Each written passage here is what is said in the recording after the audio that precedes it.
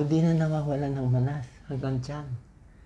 Kaya nakita niyo yung mga ugat, pinakita ko sa inyo yung ugat sa tiyan ko, di ba galit na galit. Ibig sabihin, hindi na makabalik yung dugo sa puso dito pa dadaan. Galit na galit, azygos veins. Gumaling na rin. Number 6, yung sinasabi kong manas. Yung manas ko hanggang leeg. Diba? Kita nyo yung manas. So, gumaling din.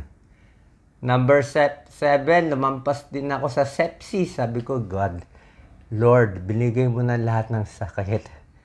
Binigyan mo pa ako ng sepsis. Ano ba to? E. coli? Dugo. Ang dugo, nagkaroon ng bacteria, kalat. Bagsak blood pressure, white blood cell ko, 0.36. Nabuhay pa ulit. Sabi ko, ano ba to? Pinapa-experience sa akin lahat eh. May picture nga ako, naka-Trendelenburg ako eh. Naka-trend eh. Hindi ko lang alam. Basta may nagbubulong sa akin may nagbubulong sa akin, kailangan ihiga mo yan. Taas mo yung paa mo. O yan, susunod naman ako. Or minsan sasabihin ako, marami kang dumi na nakabara, kailangan tanggalin mo yung dumi. Pag hindi lumabas yung dumi, magbabara lalo. Bakit kailangan tanggalin yung dumi? Sepsis ko, gumaling. Number 8, jaundice. Jaundice ako noon, di ba? Dilaw na dilaw. Kita nyo, pati mata, dilaw na dilaw. Ihi ko, dilaw na dilaw. Serum ammonia ko, tumaas pa.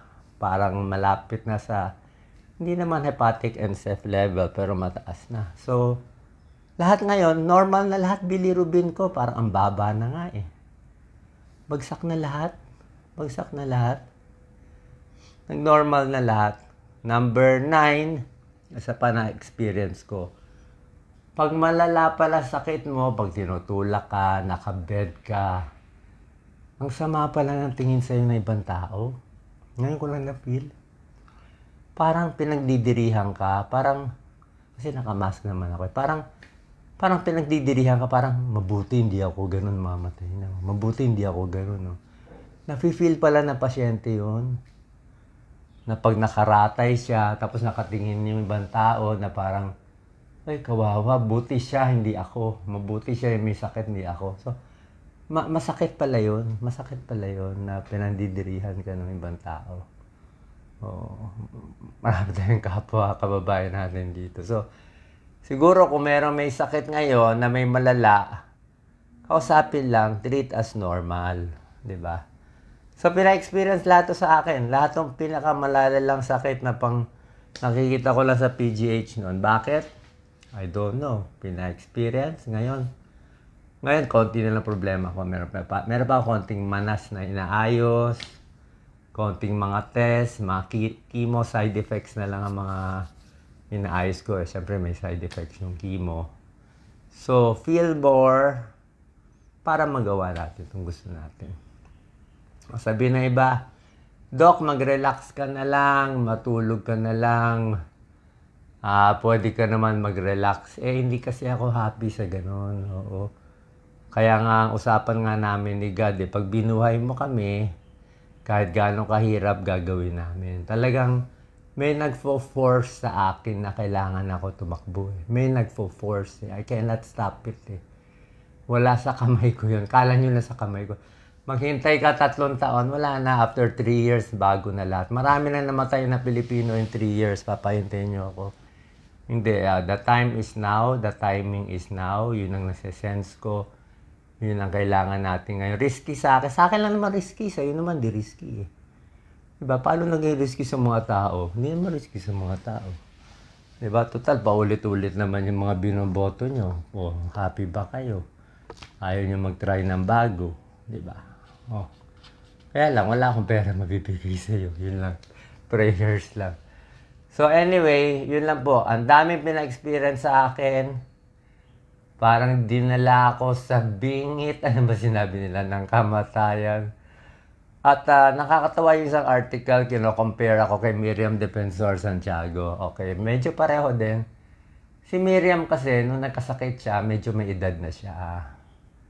I'm not sure what age, pero may edad na siya. Ako, 60 pa lang ako 60, 61 So, ang 60 years old, na may cancer, bata pa yun. May laban pa yung katawan nun Compared syempre sa isang 70 o 80 na may cancer, mas hirap na labanan na nakukuha nyo. Diba? Hindi na ganun kalakas. Kaya swerte din ako nakuha ko early.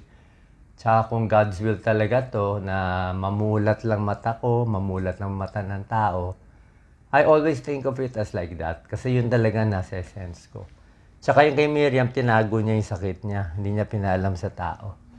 Sinabi niya against human rights daw. Sabi ko, kung ano-ano, kung positive, negative, di sama-sama tayo. Ayoko ng sinungaling. Never ako nagsinungaling. Oo, hindi ako magsisinungaling. Kahit nakapasok tayo sa Senado, hindi ako magsisinungaling. Kailangan malaman natin yung tunay. Diba? Masagasaan ay masasagasaan. Kasi puro na sinungaling eh. Di mag-try tayo ng honest. Malay nyo, mas maganda. Diba? So yun lang po. Thank you so much. Lahat to, iniisip ko para sa inyo. Sabi nga ni Doc Lisa, mas priority ko pa yung tao. Bakit daw mas priority ko pa yung bayan kaysa sa pamilya ko? Simple lang eh. Pamilya ko may kinakain naman eh. Pamilya ko hindi naman nanlilimos eh. Diba? Okay naman sila eh. Okay naman maghirap sila konti. Yung mga tao, walang kalaban-laban eh. Mga pinupunta ko sa probinsya. O, ano ba, paano ko ba aangat? Kung hindi internet, wala. Diba? Saan ka hanap magandang school? Wala kang pera, walang libre. Diba? Walang pamasahe. So, ang hirap umangat. Kaya ang ginagawa natin to para maangat konti yung kababayan natin. Tapos kung ano lessons natutunan ko dito by force sa ibang bansa at pipilit natin i-apply sa atin. Salamat po. God bless po. Thank you.